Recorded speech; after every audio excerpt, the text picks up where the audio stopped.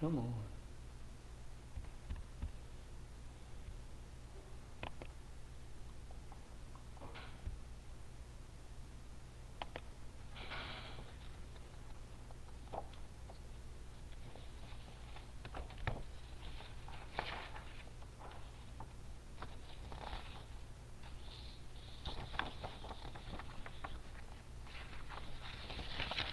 His eye.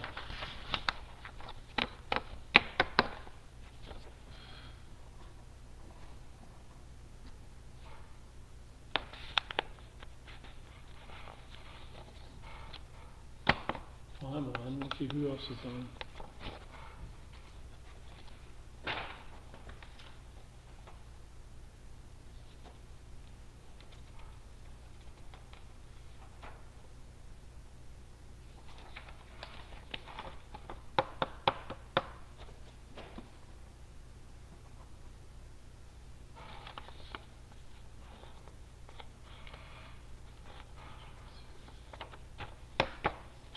Okay.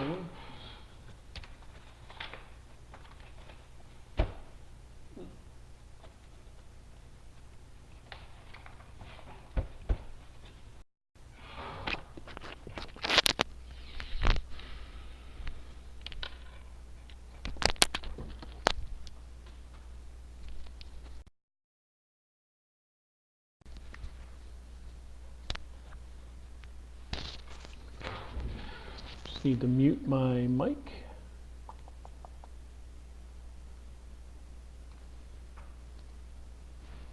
Done.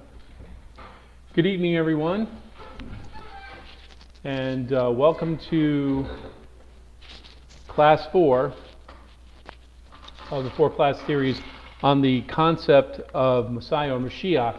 Throughout, I'm going to be covering a lot of stuff, and I'm going to try to get done.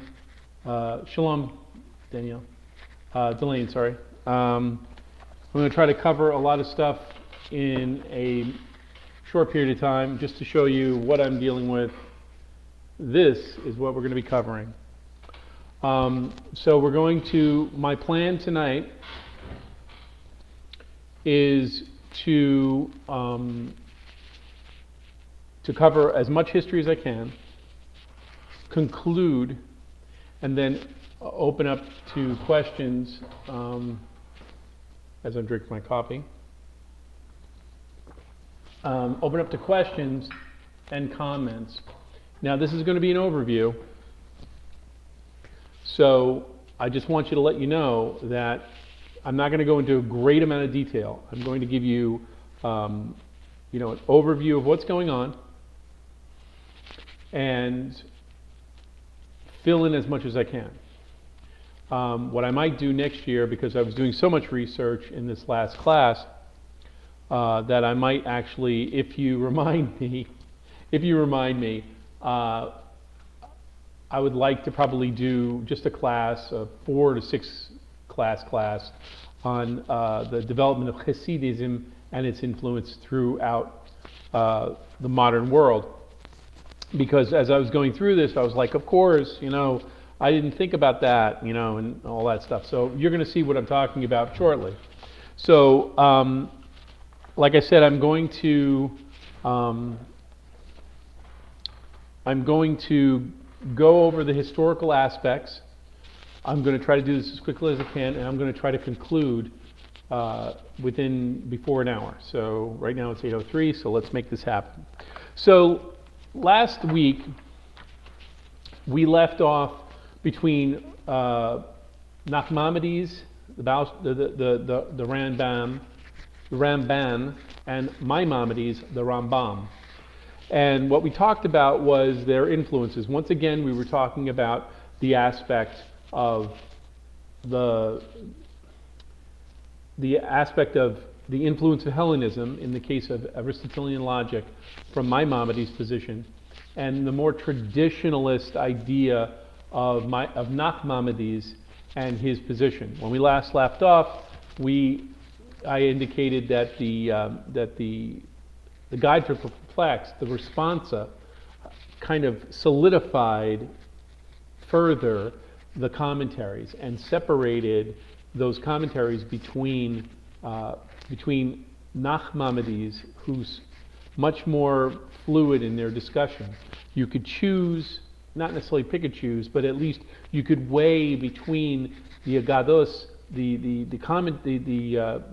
editing commentary on top of the Gemara and the Mishnah, and say, well, I agree with this guy, I don't agree with this guy, but ultimately this is the concept that we were dealing with. That is the part and parcel of what Nachmanides did in the disputation of Barcelona in the 13th century.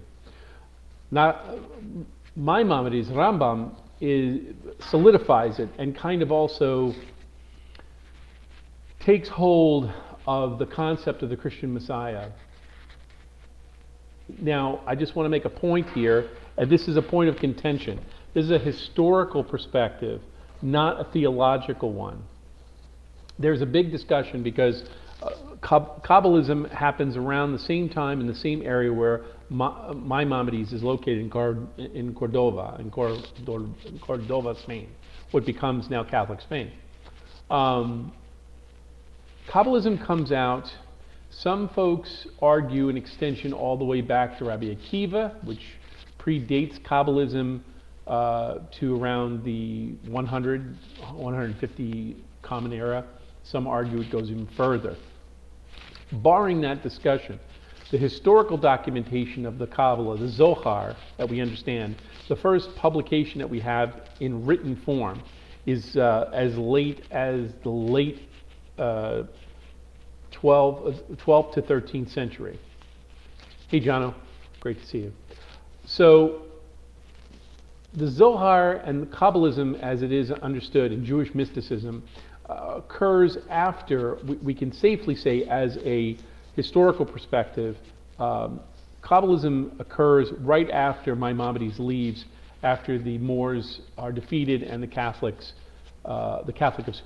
Spain with ultimately Ferdinand and Isabella take over.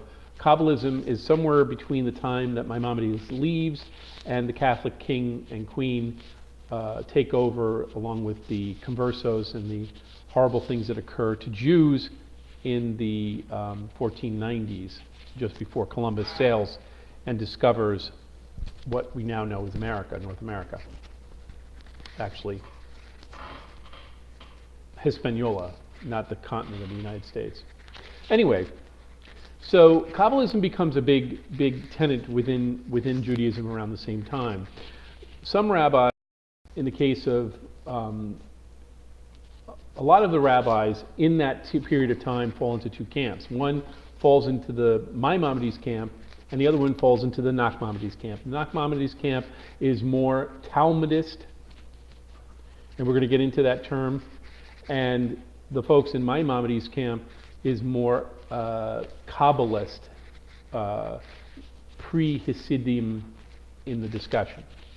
So, and we can see that demarcation between Nineveh, where Rambam is, where Nachmanides is, I should just, so I don't confuse myself, where Nachmanides is, and into Western Europe, in other words, in Germany, in Italy, in France, and the surrounding areas prior to, up to Poland and what is then called Prussia, which becomes later Germany, the Greater Germany, is more in the Maimonides camp. The ones that are east of that, towards Eastern Europe, up into the Mediterranean, up into the Eastern Mediterranean, into the Isthmus of, into the Arabian Peninsula and that sort of thing, is more in the Maimonides camp. Now, I want to qualify very quickly that Maimonides' position was a minor position in the 14th and 15th century. So in the 1500s and 1600s,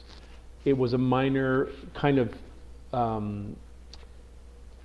kept in the area of what we now know as the Arabian Peninsula and the surrounding areas.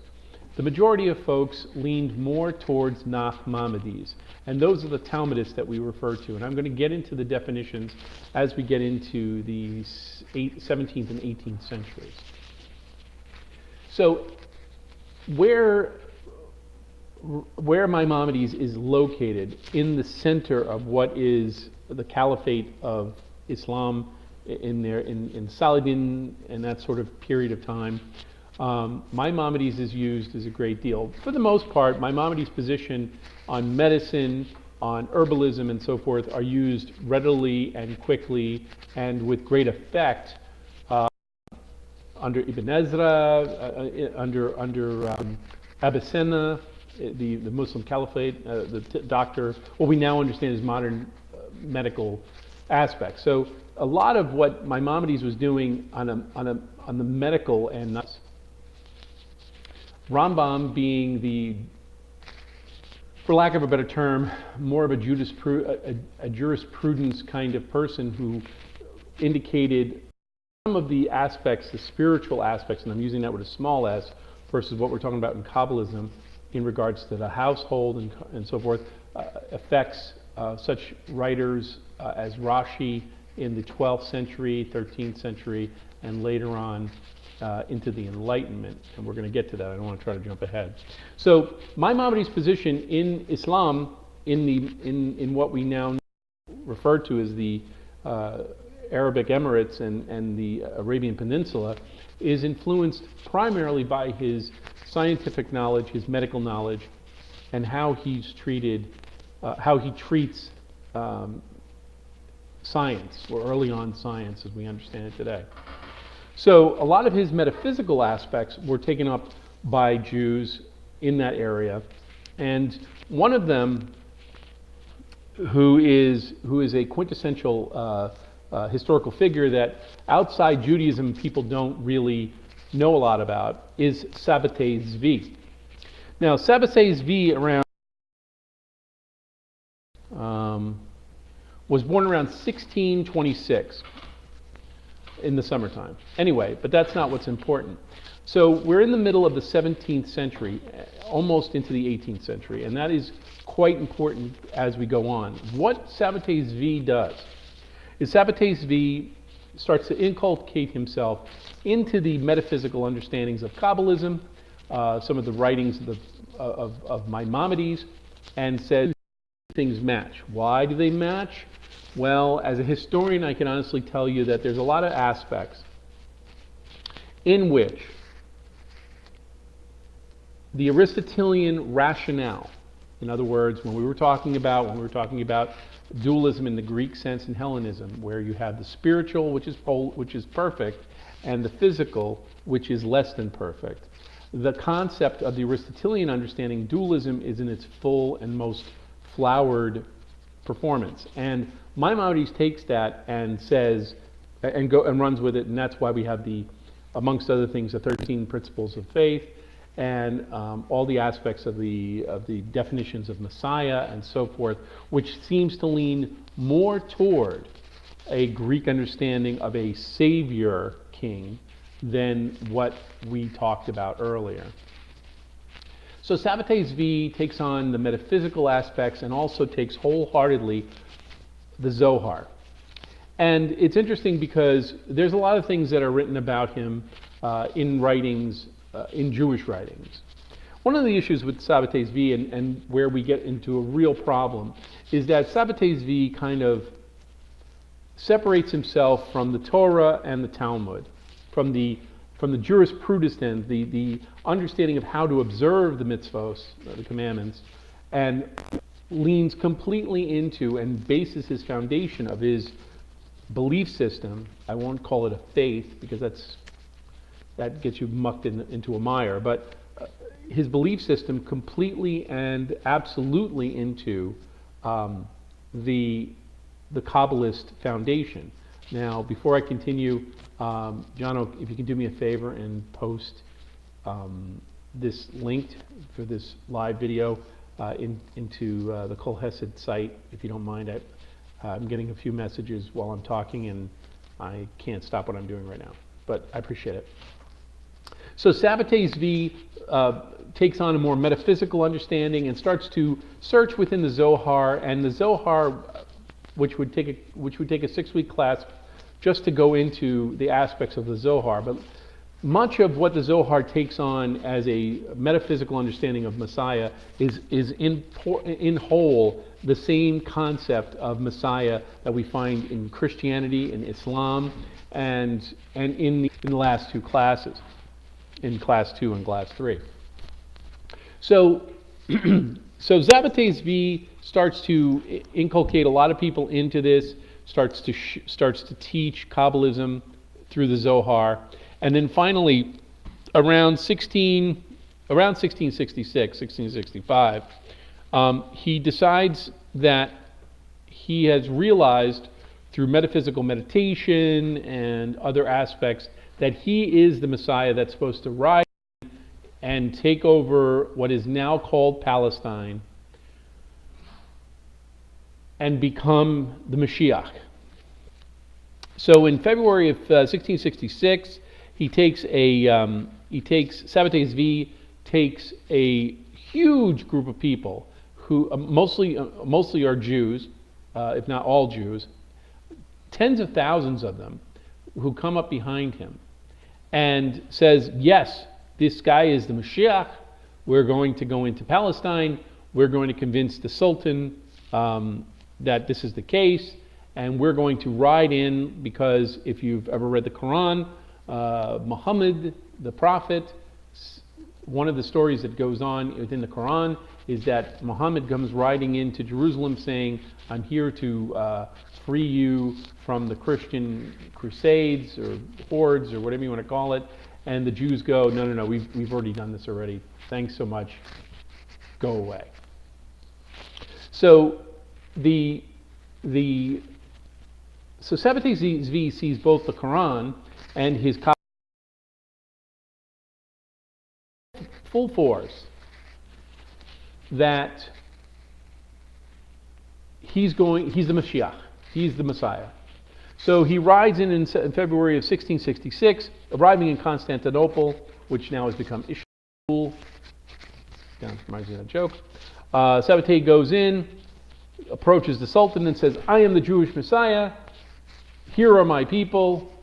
We have come to go into Judea and build the temple back and set up the nation of Israel. With that, the Sultan says, here's the deal. I don't care if you're the Messiah. You have a choice. Either convert yourself and everyone to Islam, or I'll take your head off. And in true messianic form, he concedes and converts to Islam and converts all these Jews to Islam. So now we have two groups of people, Christianity and now Islam, that thinks that they can convert Jews to Judaism, to their religion. Thanks to Sabbatai Zvi. Now what Sabbatai Zvi goes and jumps off of, after that, he is not disheartened. No. He turns around and not only does he what the Muslims call their group is the Sabbatinians or Sabbatines, meaning followers of Sabbatai, of Shabbatai, and he convinces the Sultan in Constantinople that he can now, of course, he realizes not only is he the Messiah, but he realizes that the true religion is Islam. And like I said, I'm doing an overview very quickly. So Sabbatai really blows it. He doesn't think it through, and like all great sociopaths, never thinks that he's made a mistake. What he does do is now he sets up and spends the rest of his natural life as the Messiah of the Jews to convert to Islam. And he tries to bring about this conversion not only to the people who he mass converted in Constantinople, which become basically a different type of converso that same kind of converso, instead of being Christian, being Muslim. So this does not fall on deaf ears. What occurs in the long term in Eastern Europe, primarily, and when I say, I'm sorry, in Western Europe, and when I'm saying about Western Europe, I'm referring to everyone west of Poland. So Germany, Italy, France, Spain, and England. They see what transpires.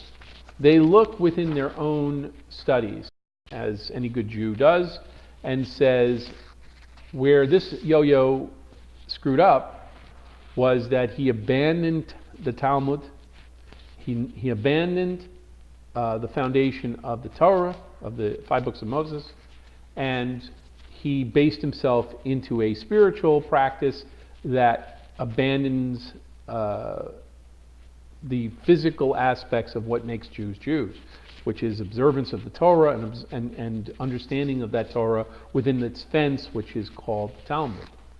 So out of this, after this circumstance, the Talmud, the people, the rabbis and the communities in Western Europe become what we later on call Talmudists. Now that term has not come about back into popularity, except for, I forgot the guy's name, who says he's called the accidental Talmudist.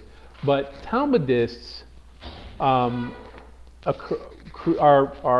perpetuated in Western Europe. And basically the argument is, and I'm giving you the condensed and compressed version. All right, Kabbalism, Kabbalah is something that is very dangerous by itself. We need to make sure anybody who's going to study the Kabbalah, the Zohar, is going to have to be of a certain age and has to be quite versed both in the observance of the Torah, the 5 books of Moses, as well as the oral tradition, the Talmud. And basically, by doing this, eliminates anyone else from just taking up the Talmud, how we as Jews in history see Sabbatei Zvi's mistake and error, his heretical action. And what transpires is, in Western Europe, a much more appellate verse observance of Judaism. And let me clarify myself in that. I'm just watching my time. Jews in Western Europe said, look, we need to study the Torah, we need to observe the Talmud, and we need to have an active understanding and an active scholarship towards observing this.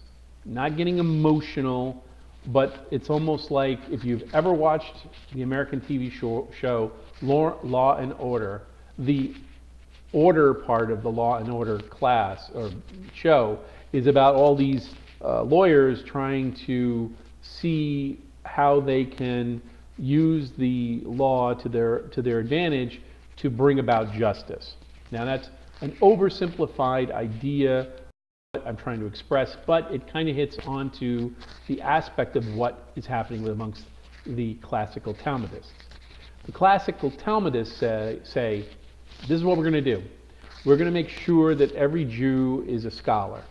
And we're going to make sure that every Jew that's a scholar is going to understand the Talmud in its classical sense, in its legal sense, in its application, and to make sure that we are seen as Jews not because of mysticism, but for our jurisprudence. This is the reason why in Western Europe you have a plethora, depending on what part of America or England you're in, plethora of doctors, lawyers, and bankers. And from that, you have a group of people that are highly educated, middle class to wealthy, and have the ability to apply that scholarship. Now, part of the reason I just want to precurse this is in Western Europe, You could not own land as a Jew. You could not. You could not own land. You could not be a farmer. You could not, because if you owned land, then you could, in some cases, if there was a constitutional monarchy or a constitutional, only landowners could have a vote. So for Jews to own land would be an anathema to the Christians living in Western Europe. But because of that, we could not own land, and therefore we could not grow anything. So we left the agrarian lifestyle and went towards things that the Christian Western European model allowed. Medicine, legal aspects that we could first argue on our behalf within our own community, creating Beit Din, basically a justice system within Judaism itself, within the Jewish community. And later on, we were able to go before the bar to argue our position for our community and so forth. And then thirdly, banking, because in case you didn't know, and if you do, great. If you don't, this is an opportunity for you. Christians couldn't lend to other Christians at interest. So how that got around was that they could charge tax on Jews, and Jews could lend money at interest to non-Jews. And so the banking system had been going on for at least 700 and 900 years at this point. We're talking about just the early 18th century, the 1700s. So in Western Europe, most Jews, I'd say about 85 to 90% of Jews either worked in a bank, were a doctor, were a lawyer, or worked in some associated business within the Jewish community, within a better term, the Jewish quarter is probably the better example. The Jewish quarter, that all the boats, all boats rise kind of situation. So the more wealthier doctors, lawyers, and Indian chiefs, bankers, could give charity down to the butcher, the baker, and the Hanukkah candle maker, and everybody could go to school, could go to shul, go to a synagogue, go to yeshiva, and study. And by doing that, they rose the literacy level up in Western Europe. So for Talmudism, lack of a better term, for the more Talmudic classic understanding in Western Europe, it was an easy fix. In Eastern Europe, particularly in Poland, Russia, and into the Urals, Ukraine, it was a different circumstance. In Western Europe, because of the Black Death and so forth, serfdom was abolished almost 400 years prior to this episode of Sabbatai Zvi. In Eastern Europe, particularly in Russia and Poland, and definitely into the Ukraine, serfdom was very much ingrained and would continually be ingrained all the way into the early 20th century. So you had Jews working the land as agrarian people, as tenant farmers. They were brought in because the Tsar and the relative other kings in the area needed people to grow grain, because Eastern Europe was not like Western Europe. So you still have Jews being farmers and dairy herders and sheep herders and grain growers and that sort of thing. And so in that area, the object poverty in Eastern Europe kept Jewry still on the ground, for lack of a better term, still on the ground and not financially mobile up to do what the Western Europeans seem to have responded to. So what occurred there was, because there's a lack of financial ability and a lack of time to do the yeshivos and to study the Talmud, except for Shabbos and maybe on Sunday, Jews in Eastern Europe started to fall away.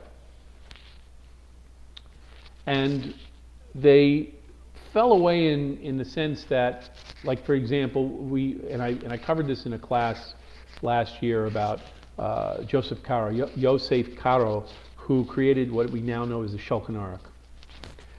What happens with Joseph Caro in Egypt, he saw that a number of these agrarian type of people were doing things, and they were obviously not in compliance with the requirements of both the Torah and the Talmud. To consolidate that, Joseph Caro created something that just basically was a quick response guide to observance. And he removed any arguments between the rabbis through the centuries, and just basically said, this is what you do. During Passover, you make matzah, you tell people about the story of the Hanukkah, of the Exodus, and the rest. And these are the three important things that you do. Boom, done. And there's no discussion about different concepts, different traditions. None of that is done. And Caro did it in such a way, he did it because of its efficiency. What the problem happened with that is when your average Am Haaretz, a basic, simple Jewish person whose limited education was just enough Hebrew to get him through to a bar mitzvah, and in many cases, women didn't even know how to read, and this continued even into the 20th century, and I'll get to that later. So Caro made it so that there was no time for people to mull over and go, I don't want to do this. So he created Shulchan Aruch, which literally means the set table. In other words, the books condensed everything within the Talmud into 2 volumes, 3 volumes at the most. So that allowed folks to be able to just go, I got to do this, okay, I'm going to do this, without teaching them the aspects of argumentation, the fluidity of the Talmud as a whole, and the understanding, the deeper understanding of what the Talmud has to, what the Torah has to say in the light and the fence of the Talmud. So what occurs is the Eastern European Jews get, the Ashkenazi version of the Shulchan Aruch, and they get it through teachers like the Baal Shem Tov. So, which brings me to the Baal Shem Tov. So, Rabbi Israel ben Eliezer, in case you were wondering what part of Brooklyn I grew up, there's my accent. Rabbi Eliezer was born around 1700 of the Common Era.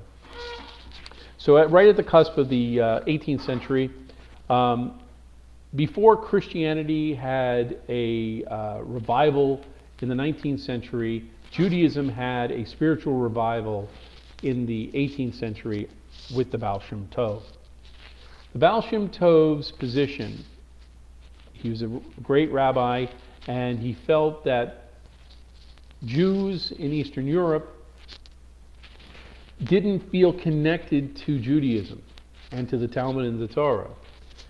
And he felt, and like I said, I'm condensing a lot of stuff here, he basically came to the conclusion that they needed to not worry so much about the particulars of observance, but to have an emotional connection to being observant. And from the Baal Shem Tov, we get the rise of Hasidim. The Hasid movement comes from this, where it is, it's okay to make mistakes, as long as your intention is good. The important thing is that you feel an emotional attachment to Hashem, and these are all good things, don't get me wrong, I'm not criticizing this. But what happens is he leans further and further away from physically being responsible for your observance and creates this Hasidic line. And what occurs here is these rabbis, the masters, the importance of the rabbinic line in Eastern Europe. In Judaism, in Western Europe, you had many different teachers, the many different rabbis. They would pop up. Some guys would be like, "Wow, you're really smart. You know your jurisprudence. You know what's going on." And they were able to express and expand upon the concept of Judaism in its face in modernity at that time. Baal Shem Tov basically created this Moshe Rabbeinu-esque, and I'm being very careful here because a lot of the things that the Baal Shem Tov teaches, modern Judaism still carries with it, and I think it's valid. But you have to understand where Judaism kind of splits off and then comes back, and this is where it splits off. So, if you've ever had a rabbi turn around and say, in English, who's your father? Who's your teacher? What line is he from? They're referring to the 7 lines of the students under the Baal Shem Tov. One of them being the Breslavers under Nachman and the Lubavitcher Rebbe. We can get into that in a little bit. But ultimately, the Baal Shem Tov's position was that, don't worry about it. If you feel that Hashem is leading you and creating a spiritual aspect in you, then that's important. And what comes out of that is a lot of the stuff that, literary, Jewish literature is concerned, the Demach, the ideas of demons, the idea of the Golem, the Frankenstein's monster, where the Hasidic master, which is, one of the students of the Baal Shem Tov, sticks the sacred name of God into the forehead of this clay man and makes him into a Frankenstein's monster to protect the Jewish community. All that stuff comes out because what happens is the influences of paganism is inculcated into Judaism in Eastern European Jewry to the point where the sayings of the Baal Shem Tov supersede the actual operational model that is found within the Talmud. And the one time the Baal Shem Tov bucks the system and says, no, we need to make sure that we're part of we understand the Talmud, is during a situation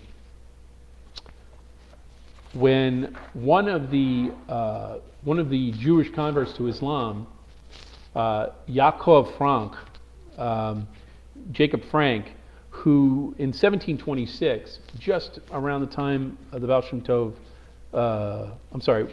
as the Baal Shem Tov was getting into his fullness as the great rabbi that he was of Eastern Europe, Yaakov Frank says that he's in Eastern Europe, he's in Turkey in that surrounding area, which is not too far, and he decides that he's going to take over from where Sabbatai Zvi had off. He declares, Jacob Frank declares that he is the incarnation of Sabbatai Zvi, and that he is going to bring about through Kabbalism and the sword the conversion of Jews to Islam. And a lot of his points he takes in part, if not in whole, from some of the things that I would like to say this. The Baal Shem Tov was getting a lot of resistance from Western Jewry, the Talmudists. In Western Jewry, they were saying, listen, we've seen this before. You're going the route of Sabbatai Zvi.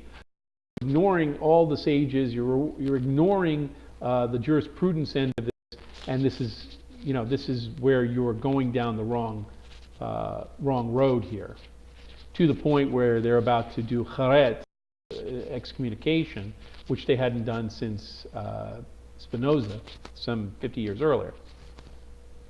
So he's fighting them, the Talmudists, and the Baal Shem Tov is growing in his mystical aspects of his practice. Jacob Frank arrives and starts to, if not kind of take on most of what Sabbatai Zvi had said, and it kind of starts to match up to what the Baal Shem Tov says.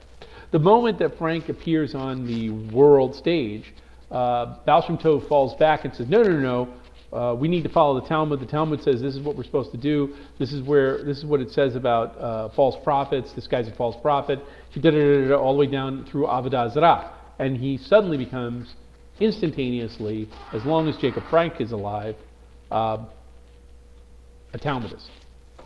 So what am I trying to say? Baal Shem Tov's intention was good. He wanted to make sure that Jewry didn't fall to the wayside by lack of education, in a position of poverty, and wanted to capture on an emotional level the need to be Jewish. And the moment he realized that that emotional end could radically risk possibly converting to Islam or another religion, Chas v'sholem, he stood firm within the Talmud. And Hasidism continues on, and Hasidism occurs and splits up into, I think it's like 6 or 7 major households.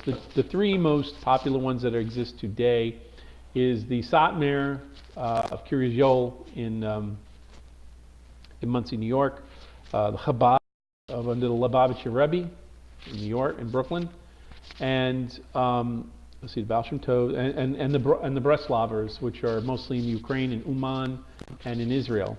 A lot of them are in Israel in both places. And we're going to talk about those guys in a second. So, the Baal Shem Tov's attitude and feeling was more of an emotional idea. He also shifted the power of being a rabbi from being a teacher, a judge, like Rashi was a good judge and a fair jurist, to a guy who was semi-messianic in nature. And I'm using the word messianic in the modern, almost Christian and Islamic idea. The idea that the reincarnation of Moshe Rabbeinu, or an essence of his existence, was found within the Rebbe. And as long as you followed what the Rebbe said, spiritually or otherwise, you could find a connection to the divine, to God. And this is something that keeps cropping up through and through in Eastern Europe and continues on. Most of Yiddish storytelling, Hasidic folklore, stories like the Golim and the stories of the Baal Shem Tov, transfigurating into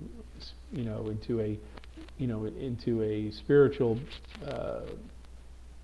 intermediary, is found throughout Hasidism and is deeply ensconced in Hasidism even to this day, depending on who you talk to.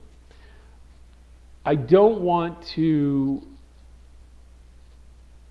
downplay the fact that the Baal Shem Tov connected a very deep and meaningful aspect of Judaism, and we still carry it with us today. But unfortunately, with his best intentions in mind, he creates a place in a situation where the rabbi is moved from teaching Hebrew school to jurist to something that's metaphysically a demigod sort of situation. And I'm using that with a very small d and a very small g, because this is where rabbi worship really starts. This is the point you can say this is where rabbi worship started, pretty much squared away right here in Eastern Europe in the 18th century. So before we go on to the other aspects of Hasidism, I want to let you know what was going on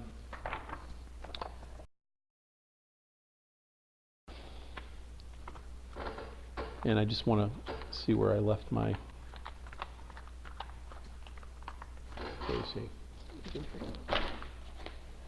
So in Eastern Europe, in Western Europe, period of time, we have an opening up of Jewry in the Ashkenazi, or in Germany, primarily in Germany and in the surrounding areas of Prussia, which is now most of Germany, to the area. Now I wanted to say, my family my family line is found both in the Western German Enlightenment period, as well as in the Hasidic Jewish communities of Eastern Europe. So I'm guilty. I'm guilty genetically on both sides. But anyway, so in Western Germany, we have the rise of the Enlightenment. And inside the rise of the Enlightenment, we have the Talmud. Talmudists are being allowed to argue in courts of law, promote ideas and philosophies of the Enlightenment, to share in the scientific aspects. In fact, the Enlightenment on the Christianity side is one where the Enlightenment says that knowledge is the most important thing, scientific exploration is the most important thing, and one's religious belief systems are just an appendix that is there as an afterthought. If you think about it, it affects us as people, but the important things are philosophy, science, and knowledge. And during that time, within the Western European model, during the Enlightenment period, Jews were encouraged, especially those who showed a certain aptitude, into the courts of the kings. In fact, within Germany and within the Principality of Germany, there was a concept in German called the Schutzjuden. The Schutzjuden means to protect the Jew. So when you had a Schutzjuden, which is a document, you were under the protection of the king. In other words, if any Jew was touched, and Jews were allowed to be killed, and they were the only Jews were allowed to be killed and were considered the equivalent of dogs. If you came across one and you thought that they were vicious, you could kill them. And under the Schutzjuden, Jews under that protection said that if you struck this Jew, it would be as if you were striking the king's pet. Yes, that's exactly what I said, the king's pet. So under the Schutzjuden, Jews were protected so they could add on to the knowledge of Western European Enlightenment. Most of what they were bringing were scientific as well as medical expertise.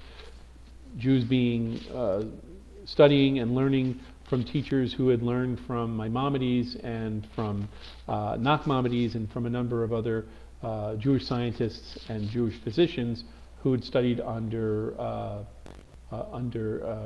Avicenna, the Muslim science that we get modern medical techniques that we use even today, were found to bring about health. So this is where we meet folks like Frederick Jacobi and Moses Mendelssohn.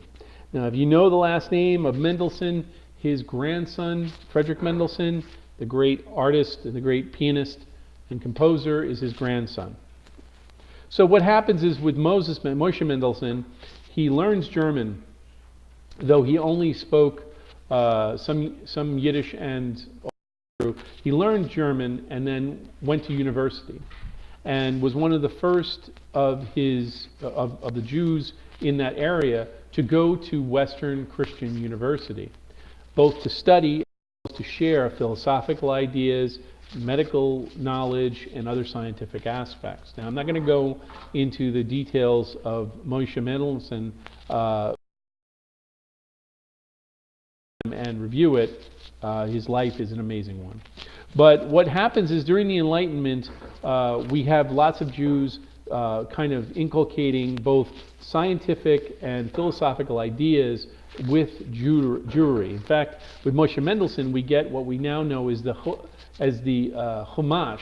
He wanted to make sure that people, who they were, whether they were German Christians or Jews, to be able to read the commentaries on the scriptures, because he saw all the commentaries that Luther had done and other Christian scholars that followed Luther and wanted to give a complementary counter argument from the language, being able to not necessarily refute, but at least give a Jewish perspective, with the hopes that through this open knowledge, through this open sourcing of discussion, that we could come to a universal, peace-related, educated discussion.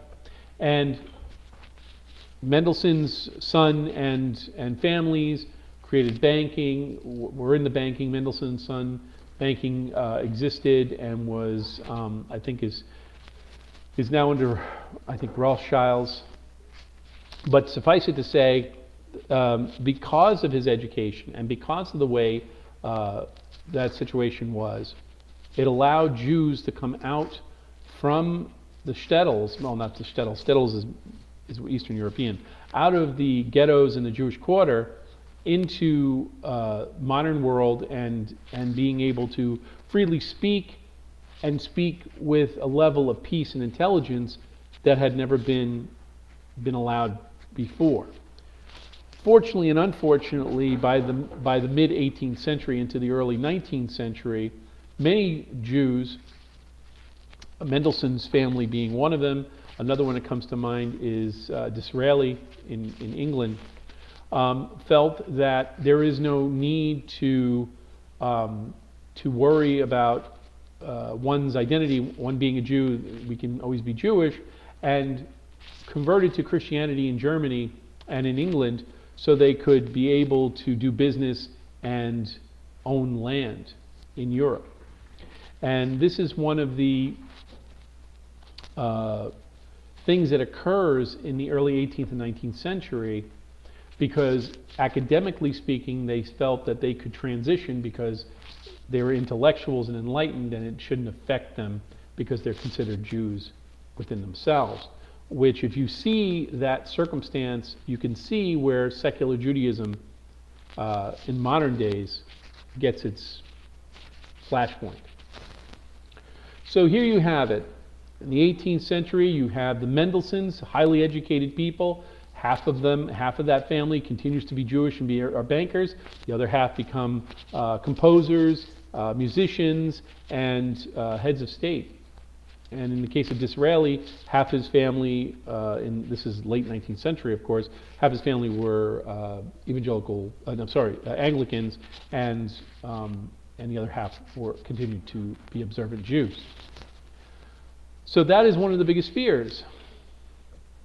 So you have two fighting differences. One, an enslavement of sorts, in the idea that you have to trust your rabbi and wherever he goes. In the Eastern European tradition, which we've seen what happens with Sabbatai Zvi as Jews as a whole. It's a big mistake. And then you have intellectualism, where we get to the point where we say to ourselves, well, we'll be Christians in name only. That way we'll be able to, further our family and further our cause towards the greater good. So even with the best of intentions, both of these groups seem to either enslave themselves further or fall away, or become so intellectually inculcated that they lose who they are as observant Jews. So in the Hasidic Judaism portion, what we have and what occurs in my family is two things. Jews looking for a new and exciting world in the 19th and 20th centuries, and at the same time in Western Europe, pogroms where during a severe famine and cold snap in Eastern Europe, blames the famine on the very Jews that were growing wheat for the Tsar. Pogroms occur and they push them off the land. They keep pushing them further and further out into Poland and all the way out, and many of them, including my grandmother, arrive here in the United States with my grandfather, who also arrives here in the United States.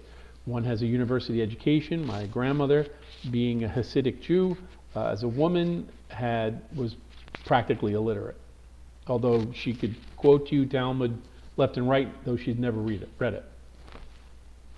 So what we have is a situation. In modern Orthodoxy, we see two aspects of the same problem. One is intellectualism, where we get so focused on the aspects of jurisprudence that we lose some of the emotional relationship portion of what's going on in Judaism as a whole. On the other side, you have Hasidism, and the problem with Hasidism is its natural and its final point, which is what you get with the Breslavas is this ranting of knock knock knock knock knock man, which I understand their perspective, but they get themselves into a spiritual fervor and they lose all perspective of how to observe, except to be this emotional thing. A friend of mine used to refer to the Breslavers as the Hare Krishnas of Judaism, and it's not a bad thing to say, because the truth of the matter is many of them get so emotionally involved in their feeling happy all the time thing that they lose perspective of the larger Judaism. They're wonderful people, what have you. On the alternate side, you have the Lubavitchim. So under the Lubavitcher, you've got the Baal Shem Tov goes all the way down to the Alter Rebbe, the oldest Rebbe, which we get the Tanya. The Tanya has some very, very anti-ideas about how to treat folks that are not Jewish. And then you have the fifth. That's the fourth Rebbe. And you have the fifth Rebbe and the sixth Rebbe, which is the Freidecher Rebbe, which is the father-in-law of Rabbi Schneerson. And the Freidecher Rebbe comes to America in the late 1800s into the early 19th century and rails against Jews, saying you've become too secularized. You've shaved your beards. You're intermarrying with non-Jews, and this is a horrible thing. And then, but he says to his son-in-law, Menachem Schneerson, you are the Messiah. You're the seventh generation since the Baal Shem Tov. And what follows suit is the idea that everybody starts to believe that he is the Moshiach, to the point where when he dies, there's a contingent that says, no, he's not dead. He's behind this veil, and he's waiting for Elisha to come so he can become Moshiach.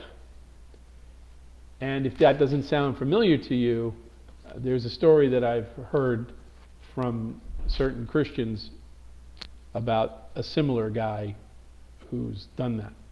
And we seem to roll down this road where this rabbi worship becomes something completely different. By the way, Rebbe Schneerson, a great tzaddik and a great teacher, never said that he was Moshiach, but believed wholeheartedly that the world had to be changed by us doing activity to bring peace, and this is where the Rebbe's army comes about. So, where does this leave us? We see the mistakes of both intellectualism and Hasidism, spiritualism. Both by themselves are detrimental. When we started this class, I introduced you to the Moshiach.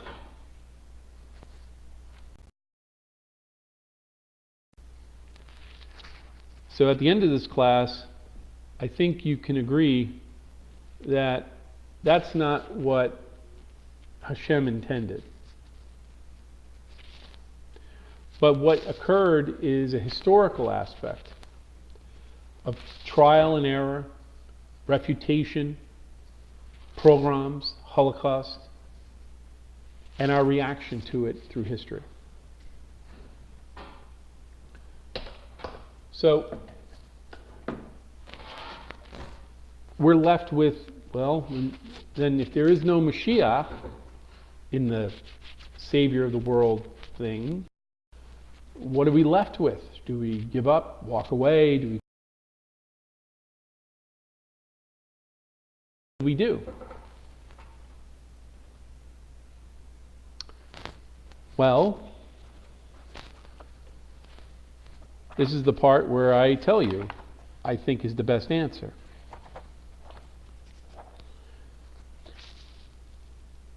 The Torah, in Devarim, chapter 30, verses 11 through 21, and I'm going to read it to you. For this commandment which I command you this day, it is not too hard for you, neither is it too far off for you to conceive. I'm transliterating from the Hebrew here. Neither is it beyond the seas, that you may say, who shall go over to the sea for us to bring it unto us and make us hear it, that we may do it. Oh, I think I skipped a part. I'm sorry. It is not in heaven that one should say, who shall go up for us to heaven and bring it unto us and make it to us to hear it, so may we do it. Neither is it beyond the sea that we should do it, shall we say, who will go over the sea for us and bring it unto us, that we to make us to hear it, that we may do it. But the word is very near you. It's in your mouth, it's in your heart, that you may do it. See, I set before you this day life and good, death and evil. And in that command thee this day to love the Lord thy God, to walk in his ways, to keep his commandments, his statutes, his ordinances. Then you shall live and multiply, and the Lord thy God shall bless thee in the land whither thou goest in to possess it. But if thy heart is turned away, and you will not hear it, but shall you be drawn away and worship other gods and serve them, I declare unto you this day that you shall surely perish, and not prolong your days upon the land, whether it is pass it over the Jordan or to go and possess it. I call upon heaven and earth to witness against you this day, that I set before you life and death, the blessing and the curse. Therefore choose life, that thou may live, and thou may thy seed, to love the Lord your God, to hearken to his voice, to cleave unto him. For that is thy life, and the length of thy days, that thou mayest dwell in the land which the Lord swore to thy fathers, to Abraham, to Isaac, to Yaakov, to give them. Hashem. And now I'm going to read from you Yomas 9 base from the Talmud. And this is midway through, and it says, the discussion of the Jewish people over the generations. Due to what reason was the first temple destroyed? It was destroyed to the fact that there was 3 matters that existed in the first temple: idol worship, sexual relations, bloodshed. Worship, as it is the too short, stretching, and to cover narrow for gathering, which is found in Isaiah 8, verse 20. And he said, narrow the, where is the other one?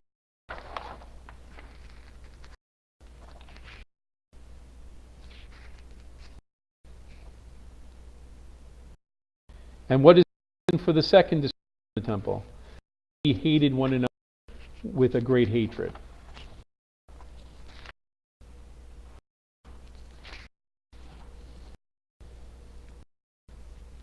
In case you're wondering who the Moshiach in that post-Greek, post-temple is, both in the Torah and the Talmud, it is the Jewish people.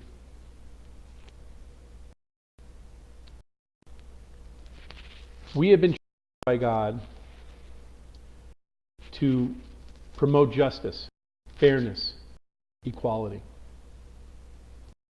The of the Torah and its family, the oral tradition, is the Talmud for Jews, is one that promotes equanimity, the protection of the innocent, the care poor, for the widow, orphan. Passing responsibility to an entity, unknown entity, called Moshiach, we take off that responsibility off our own shoulders and place it on a straw man. If we can leave this inanimate object to make it right. The concept of tikkun olam, a modern term, occurs of Rashi in reference to the mystery of a wife. We have the responsibility to care for this world and the people on it.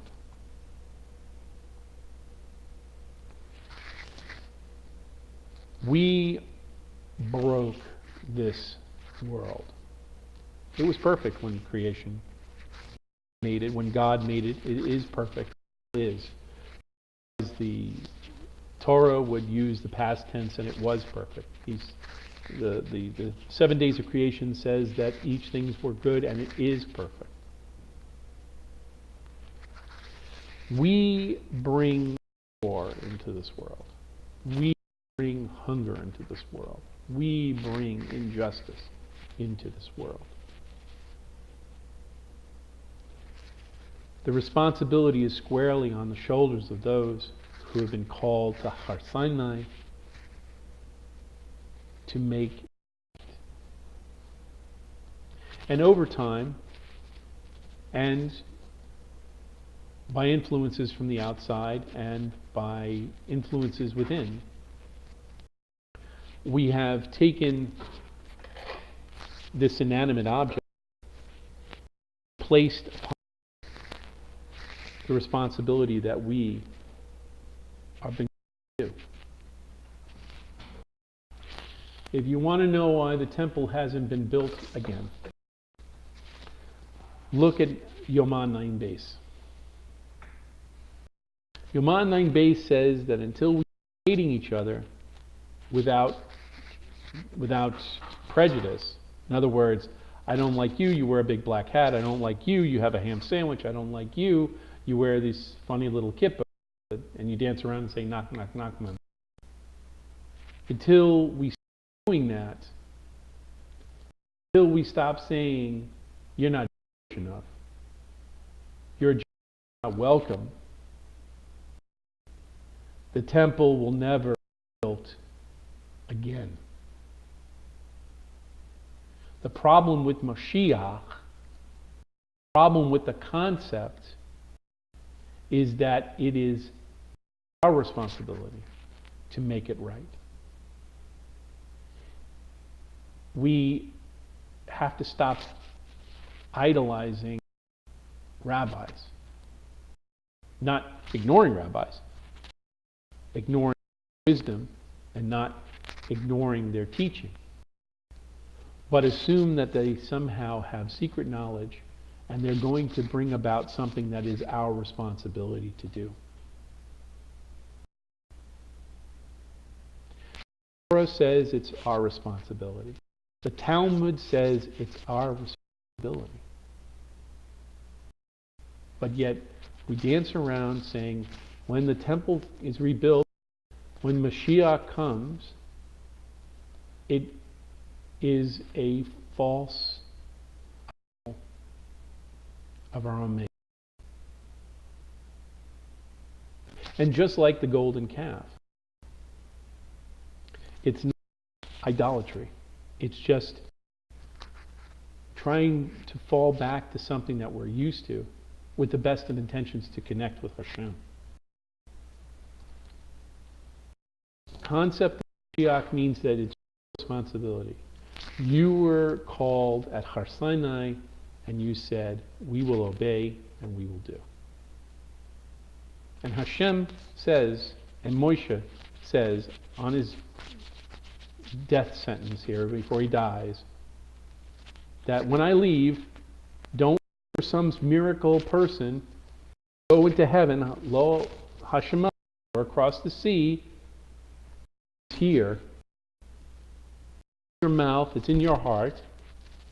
You can do it. So when you leave this to leave understanding that the people that have come before us, best of intentions. And somewhere along the way, we forgot what we were intending to do and what we were called to do all along. Don't chastise the Baal Shem Tov. Don't throw out the Torah. Don't throw out the Talmud. Don't throw out your Chumash. But understand the situation in history. Understand their circumstances, the society that they were living in the location where they were. And then say, what is truth? And take those things that support you and help you and don't hold you back from what is truth. And that truth, from Deuteronomy chapter 11, Deuteronomy 30, chapter 11, 30, 11, 17. Choose life. Choose to make the world right again. Stop allowing suffering and pain and anger and homelessness perpetuate itself. The Talmud says that, actually the Ethics of Our Fathers say that the job of bringing the Messianic age is super great. It's comprehension. We all have to do our part. It is too great that we can't do it ourselves, but that doesn't mean that we are excused from doing it. Using the state of Talmud.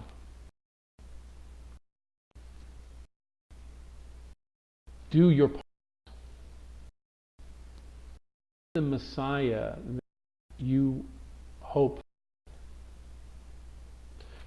The truth of the matter is, if you don't, there is no magical guy hiding behind a veil about to come forward. Nobody's going to fly on a white horse and come down and save you. It is up to you. It is you who are anointed to do this.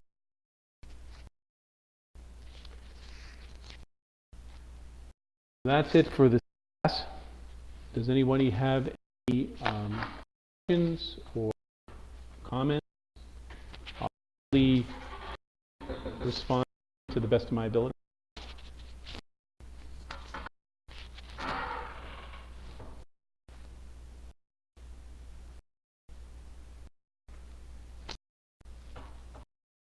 I'm just looking to see if anybody has anything. I know we went over time, but I wanted to finish.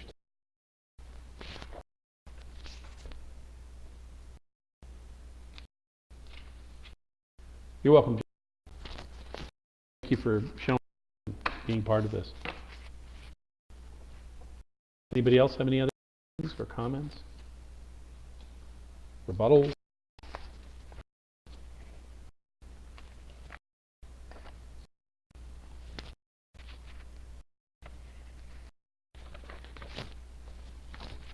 If you would like me to teach a class on a specific subject, please let me know, because I do this once a year, and then usually around Hanukkah I go, what do I do this year? I think next year I might just do the history of Hasidism. That would take me about six weeks of classes. All right.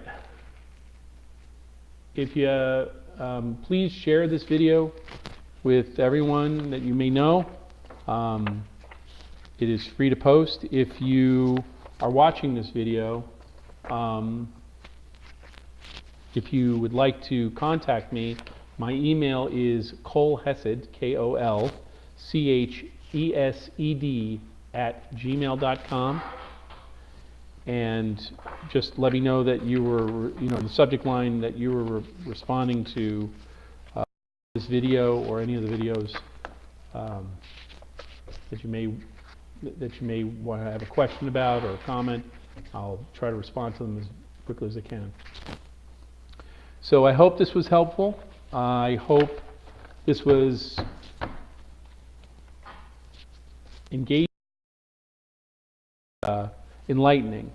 I do want to say before we part that I stand very strongly with Rabbi Nachmanides that the Talmud and the commentators of the Talmud are an agent for us to understand difficult aspects and unvetted out concepts that are found in the Torah.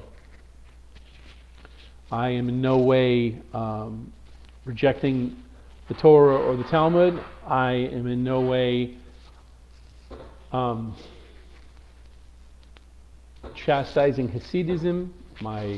Half my family is Hasidic. The other half came out of the Enlightenment as intellectual Jews in Germany and in England and in the Netherlands and amongst the Dutch. So I've been exposed to all of them. But I hope this is not an exhaustive class. This was not an exhaustive class.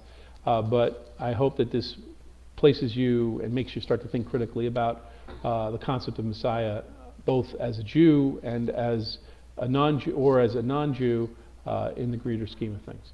So, with that, I wish you Hak Sameach Pesach, or Hak Pesach Sameach, good Shabbos, and a safe year. Shalom, shalom.